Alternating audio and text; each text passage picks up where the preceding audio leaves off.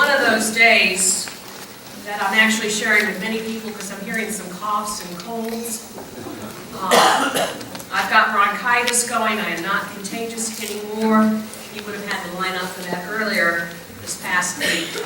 If I don't get through the sermon, here's the punchline. God loves you, and you're to act on that love. Okay, that's the punchline, but you still have to sit still for a couple of minutes. There are some extraordinarily sacred moments that I get to share every single Sunday. I am so blessed to do what I do. Since we are still in the season of Epiphany, the season of naming God's manifestations, I'd like to share some aha moments of grace, because I'm a detective of grace. One holy moment is when we are invited to dinner with Jesus at the altar. This is where Jesus doesn't just do the cooking, he does the feeding. Now you talk about comfort food, literally, Lifesaver has nothing on us. I wonder how many of y'all know the legend of the pelican as related to Christianity. Did you know that the pelican is one of the symbols of Holy Communion? The pelican is one of those birds that looks like it was put together by committee rather than by the Creator. Yet in religious art, the pelican has long become a symbol of self-sacrifice. There's a legend that when a mother pelican cannot find food for her young, she thrusts her beak into her breast and she nourishes little ones with her own blood. And the early church saw in this story a beautiful picture of what Jesus did for us and what we in turn should do for one another. There was a song that was popular some years ago in church circles, and it began with the words, "Come where the pelican feeds her young." Come to the place where you can be fed, and come to the place where you can feed others.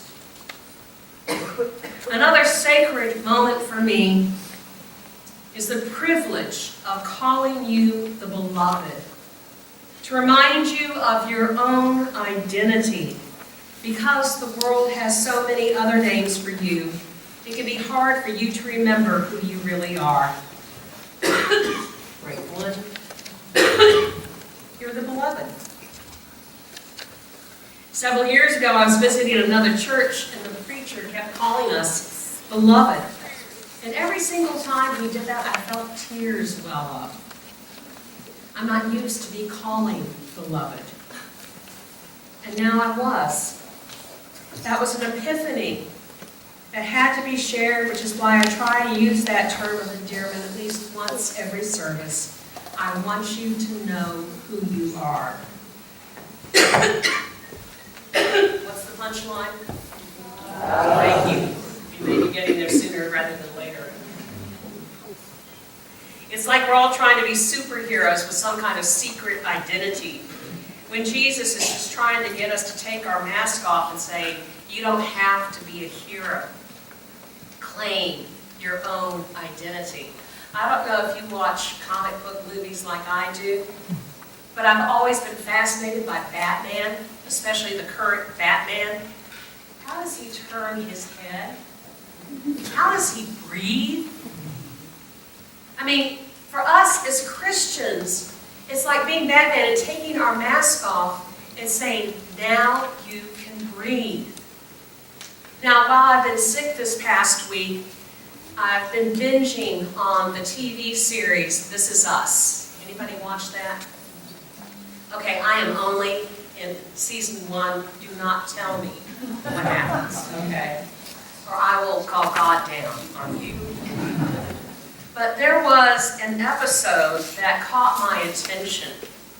And it was when a young man named Randall was remembering what his father would do for him when Randall would get so uptight trying to be perfect.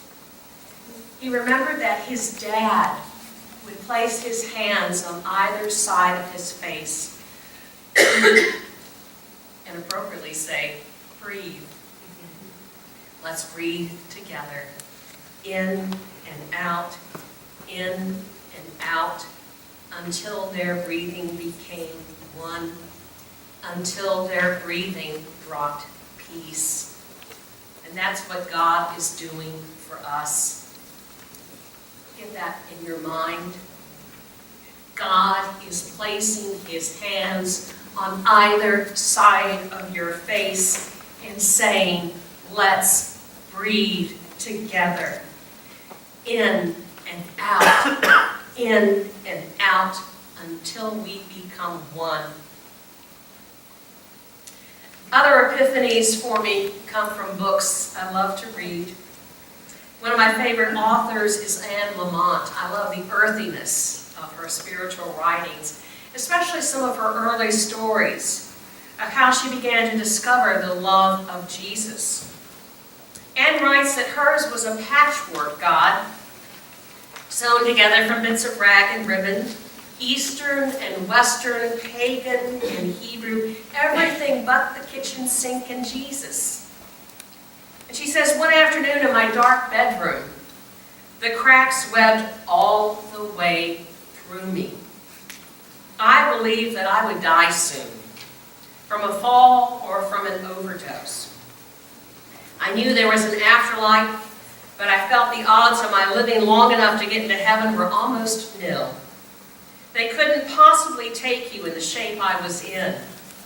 I could no longer imagine how God could love me. And then one day in her brokenness, Anne just shows up at the door of an Episcopal priest, and she lets everything tumble out. She said, I told of the X-rated motels, my father's death, a hint that maybe every so often I drank too much. I don't remember much of his response except that when I said, I don't think God could love me, he said, God has to love you.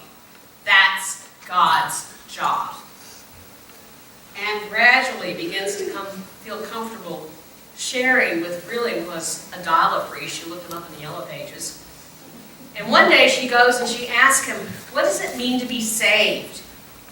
And he told her this story. He said, I guess it's like discovering that you're on the shelf of a pawn shop, dusty and forgotten and maybe not worth very much. But Jesus comes in and tells the pawnbroker, I'll take her place on the shelf. Let her go outside again. That's the love of Jesus.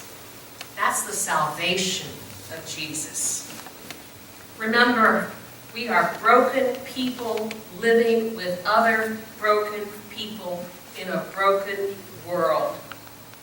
And we have seen some of that brokenness lately in our own country.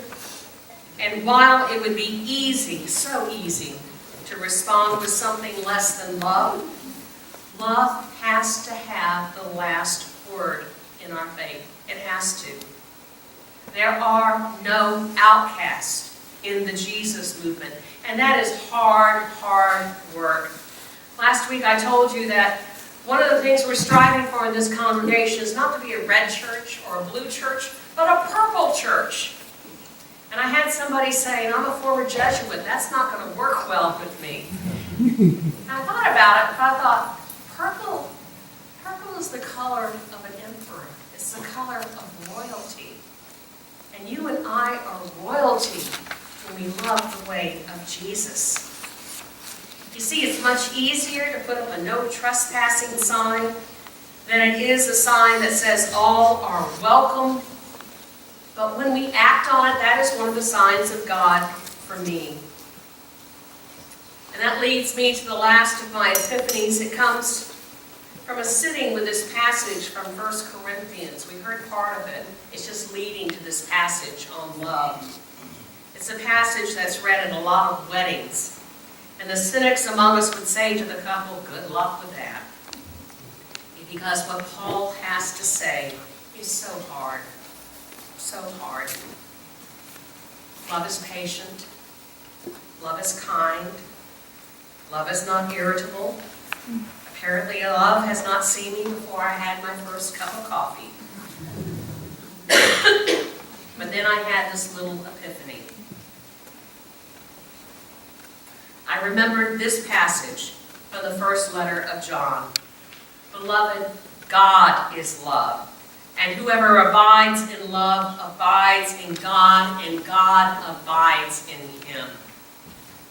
Love is one of the names of God. So I went back and I used this name of God in 1 Corinthians. God is patient. God is kind.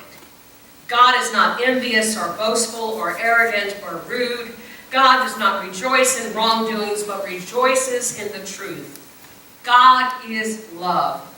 And this is what God does, and this is what God asks us to strive for. But God knows that we're just children when it comes to acting like love. We're just toddlers.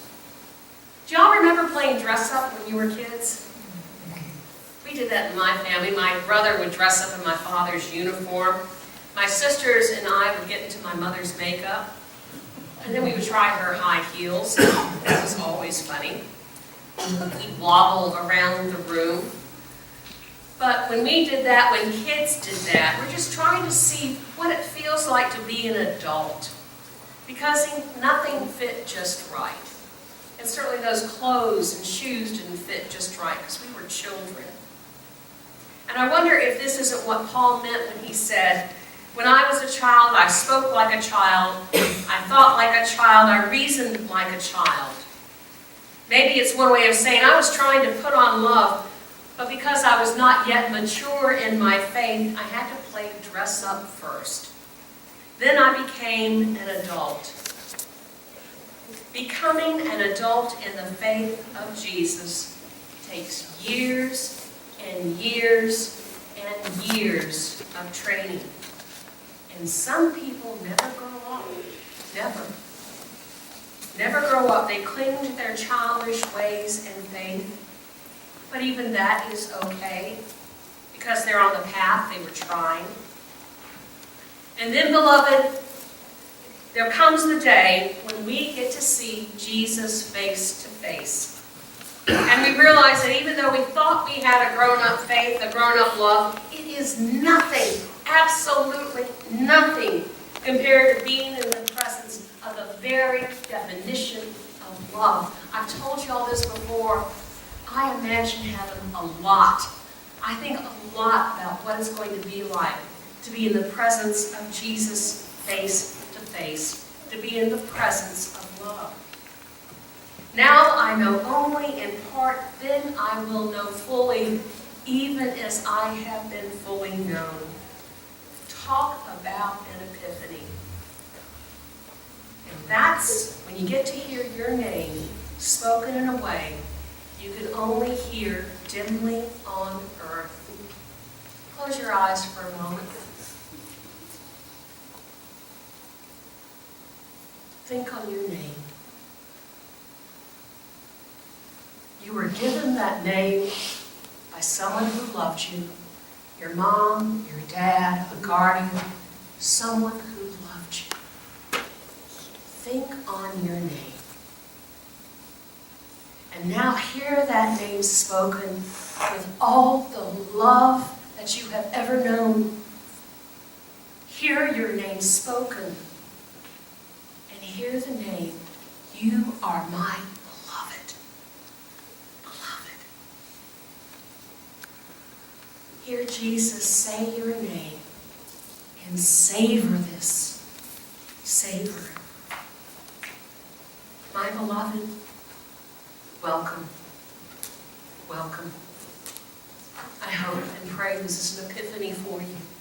My beloved, welcome. In you I am well pleased. Welcome home.